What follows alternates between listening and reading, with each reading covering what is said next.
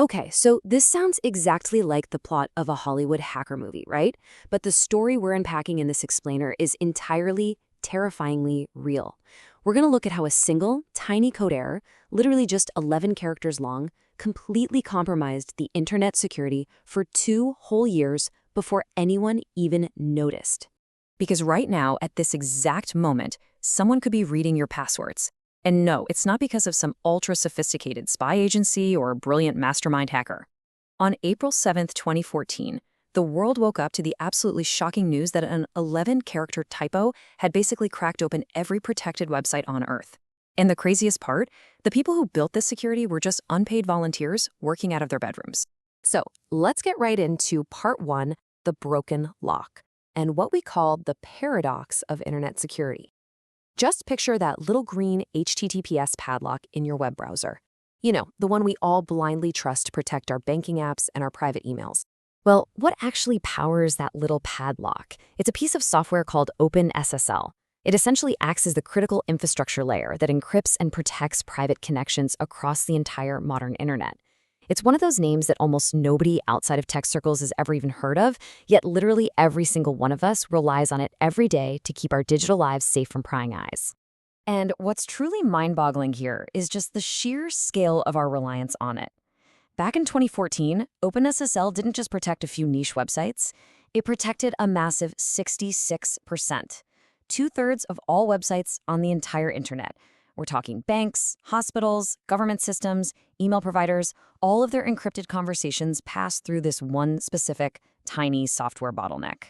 And this brings us to the terrifying paradox of our digital world. You'd probably think the security layer defending 2/3 of the global internet would have a budget in the billions, right? No way. $2,000. That was the entire annual budget in 2014 for the OpenSSL project. $2,000. It was maintained by just 4 full-time engineers and a rotating cast of exhausted, unpaid volunteers. Nobody owned it, and honestly, nobody properly funded it. Which leads us to Section 2, the New Year's Eve error, and how this bug was actually born. So we have to rewind the clock back to December 31st, 2011. It's New Year's Eve. A German doctoral student named Robin Segelman is working late. He's volunteering his time, contributing a brand new feature to OpenSSL. Segelman was just writing a really simple, clean little feature called the Heartbeat extension, and the logic is perfectly straightforward. It's basically a keep alive check. One server essentially pings another server with a tiny message and says, "Hey, are you still there? Echo this exact message back to me so I know our connection is still alive." So the requesting server asks how long the message is, and the responding server just echoes back exactly that many characters. Simple enough, right? But here is where things go terribly, terribly wrong. Segelman just made a tired mistake. He simply forgot to write a boundary check in those 11 lines of C code. Basically, he forgot to verify if the claimed length of the message actually matched its real length.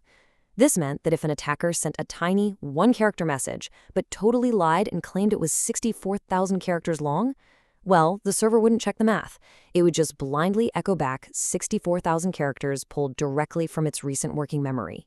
That brings us to part 3, how Heartbleed works and its silently bleeding secrets. Because just like that, the bug was born. It passed code review, it shipped. And for 27 months, this missing boundary check sat quietly inside almost every HTTPS padlock on the internet. It literally left an open door for anyone who understood how to exploit it. And because it abused that Heartbeat extension, the tech world quickly named this bug Heartbleed. The actual mechanics of the exploit are shockingly simple. Step 1, send a normal heartbeat request to a server. Step 2, lie about the message length, telling it you sent 64,000 characters. Step 3, the server gets confused and sends back 64,000 characters of whatever it was literally just thinking about. Attackers could just run a simple automated script to repeat these 3 steps over and over again. Honestly, it only takes about 3 minutes of repeating this cycle to extract massive, highly sensitive data dumps. And what exactly is in that server memory, tumbling out like water from a broken pipe? Basically, everything. Usernames, passwords, session tokens. But the ultimate holy grail prize? That's the server's private encryption key. If an attacker scooped up that private master key, they instantly gained the power to impersonate that website forever. They could even go back and retroactively decrypt every past conversation anyone ever had with that site, assuming they'd capture the traffic. So, this bug just sat there, wide open for 2 years. Until early 2014 when something really remarkable happened. Neil Matha over at Google Security in California and a totally separate research team at a Finnish security firm called Codenomicon managed to discover the bug entirely independently. And get this, they found it in the exact same week. The fact that two completely separate teams found this simultaneously immediately raises a really terrifying question. Who else might have quietly discovered it months or even years earlier? Intelligence agencies? State-sponsored hackers? Moving into Section 4. The global panic. That brings us to April 7th, 2014, the day the coordinated public disclosure went live, when the world was finally told about Heartbleed. The internet essentially detonated. The immediate fallout was just absolute chaos. Every major tech company out there, Microsoft, Apple, Amazon, Google, they're all frantically scrambling to patch their systems. Some banks literally had to take their entire networks completely offline. And real damage was happening fast. The Canadian Revenue Agency was breached, and 900 taxpayer records were stolen within hours. Plus, just fixing the bug wasn't enough.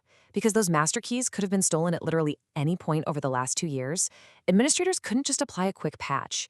They had to rip out and rebuild the entire security foundation of their sites, revoking and replacing millions of secure certificates. But honestly, perhaps the most chilling reality of Heartbleed is this simple fact. No log, no trace, no record. Because the exploit just abused a completely normal, totally standard heartbeat request, it left absolutely zero forensic evidence behind. Think about that. To this day, there is no mechanism on Earth to tell you if someone used Heartbleed to quietly siphon your passwords or your private data back in 2013. You will simply never know. So let's hit part 5, a systemic failure and the real threat to the internet. Now, you might be sitting there thinking, okay, well, this was just a one-off anomaly, a freak accident in the early days of the modern web. But let's take a look at how this exact same pattern completely repeated itself. If we trace the timeline, in December 2011, the bug is written by a well-meaning volunteer. April 2014, Heartbleed breaks the internet. In response, the tech industry actually launched the Core Infrastructure Initiative to try and properly fund these essential open-source projects. But you know what? It wasn't enough. Because in December 2021, the exact same systemic failure struck again with a vulnerability called Log4Shell. Log4j was another ubiquitous, completely underfunded, volunteer-maintained system that was just blindly trusted by enterprise networks. Within 3 days of disclosure, over 100 different hacker groups were actively exploiting it. It leaves us with a really sobering reality about how the modern internet is actually built. The critical software protecting your bank account and your medical records, it's largely maintained by unpaid, exhausted volunteers in their spare time. These incredibly fragile systems are trusted blindly by multi-billion-dollar megacorporations. There's no central authority that owns or adequately funds the foundation of the internet. The padlock wasn't broken by some super spy or criminal mastermind. It broke because our modern civilization relies on a precarious, duct-taped collection of compromises and volunteer labor, and absolutely no one is checking the work. Since Heartbleed wasn't maliciously planted, but was literally just a tired mistake hiding in plain sight, just 11 characters of missing code, we have to ask ourselves a pretty terrifying question. What else is already broken right now? How many more bugs are currently sitting quietly in the systems we trust with our lives, just waiting for someone to ask a server the wrong question? I really hope this explainer has shifted how you view the digital world. The internet is not this impenetrable fortress. It's a remarkably fragile system. And I want to leave you with this final provocative thought. The Heartbleed bug was patched. The Log4Shell bug was mitigated. That little padlock you see in your browser today was repaired. Well, we think. But the systemic neglect that caused them both? Yeah, that remains completely unresolved. Thank you for joining me for this explainer. Stay curious and stay secure.